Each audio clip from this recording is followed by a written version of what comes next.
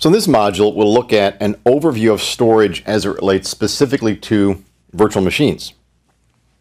Now, in the overall storage picture, virtual machines are part of the infrastructure as a service component of Azure, and what we're looking at in here is, in particular, the disks component of Azure storage.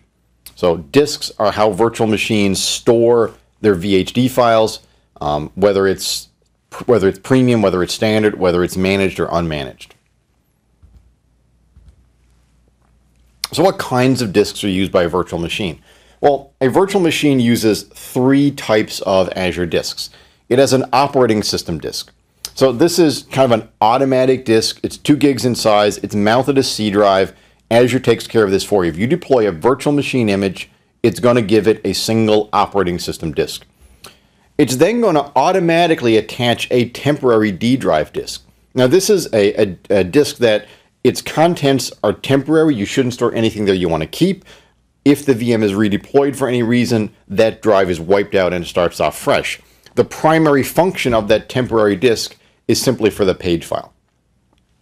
A lot of people will use that for transient storage. For example, I plan on deploying something, I'll copy it to the temporary disk, run the installation, and then knowing that the next time I reboot the virtual machine, it's gone. So that way I'm not worrying about, artificially bloating or inflating my disks with something that I only want there for a short period of time or for something that's temporary. The next one are what are called data disks. And so this is kind of the meat of the virtual machine. If I'm, for example, setting up a SQL Server virtual machine, I'll install and run SQL from my data disks. Data disks are where I'm going to get my data size or my disk size, but also my performance. So the data disks can be very large, they can be very fast, there can be many of them depending on the size of the VM that you choose. So as an example, they're VHD for application data. They can be up to 4 gigs in size, and then the number of disks that's available is determined by the virtual machine or the size of the virtual machine you choose.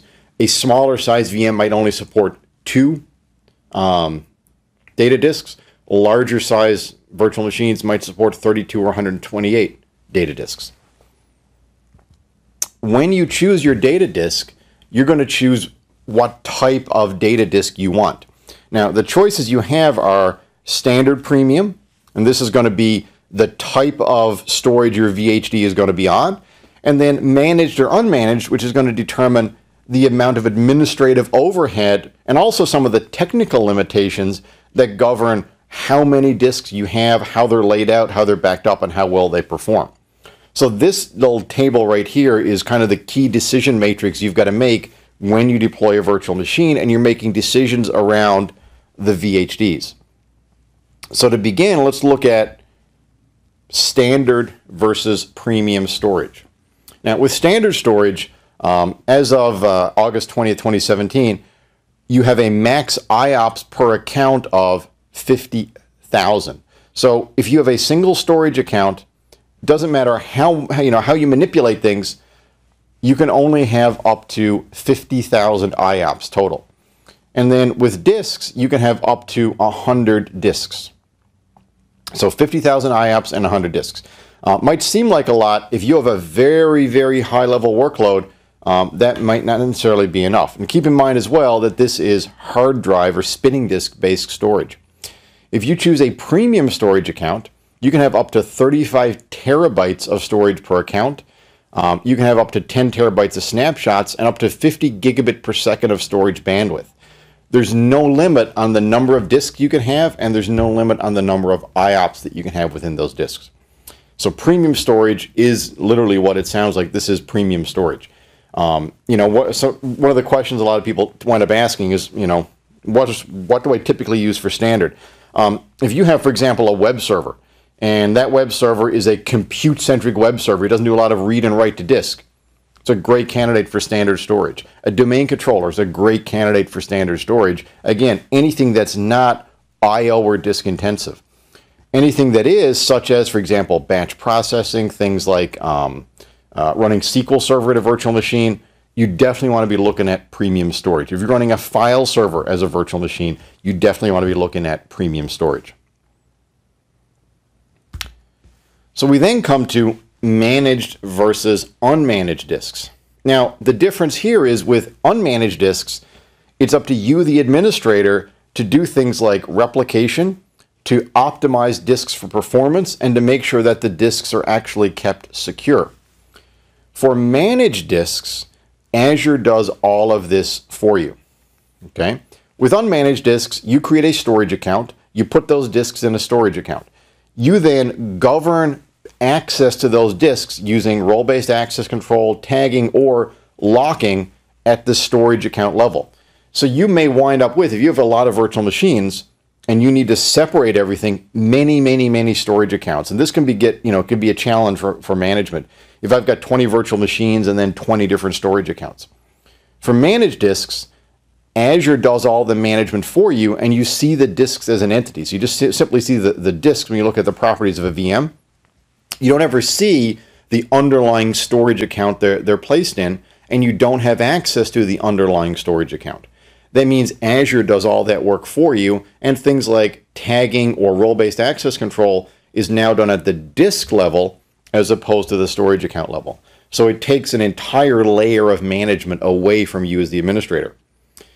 Pricing is per storage. It uses storage account pricing for unmanaged. For managed, it's simply based on the size of the disk.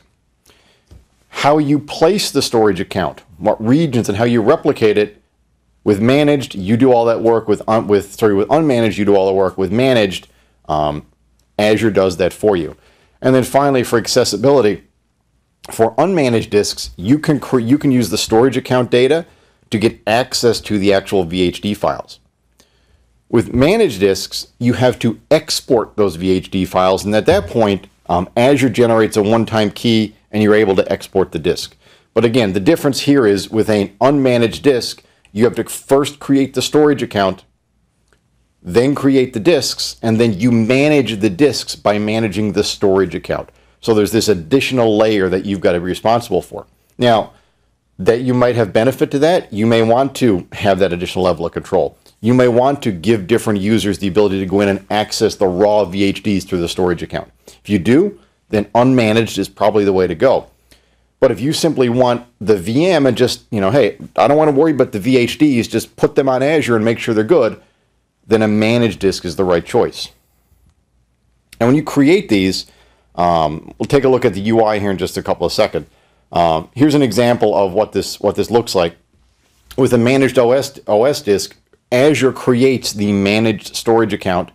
You don't worry about anything. So some simple points to make. Very simple for customers. Very granular access control. You control access at the disk level. You bypass all the limits of a storage account, and you can support VM level disk encryption with managed disks. And then finally, there's better resiliency because there's no single point of failure. And I want to elaborate on that for a second. Here's how availability groups work with managed versus unmanaged disks. When you set up an availability set and you assign that to a virtual machine, that virtual machine is going to be using a storage account. The storage account is going to be in its own availability set. If you have one storage account and you put that one storage account in an availability set, and you put all your VHDs from multiple virtual machines in that one storage account, that storage account becomes a single point of failure that can take down all your virtual machines. The only way around that is multiple storage accounts with multiple availability sets. So this is a simple example right here of what this would look like, in the case of a VM scale set. VM scale set is going to use one single storage account. The storage account becomes a single point of failure because it's its own fault domain, because it's in its own availability set. With managed disks, every single disk is in the same fault domain as the virtual machine itself, even in the case of things like scale sets. So any given storage account failure doesn't affect all the VHDs because they're all maintained in separate storage accounts that Azure manages for you. And then the customer, being you, has no access to that storage account.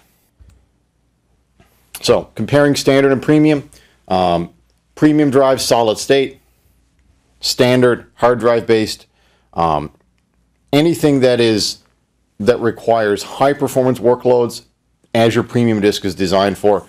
And you can see what the different sizes that are available are. For premium storage, you can get as low as a 32 gig disk.